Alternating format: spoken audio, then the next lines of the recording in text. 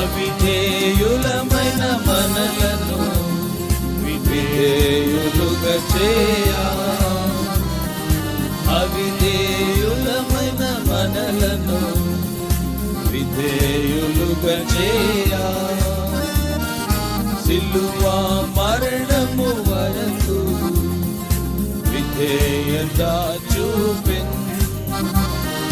సిలువ మరణము వరకు విధేయత చూపెన్, మనలను పరమున చేర్చుటకు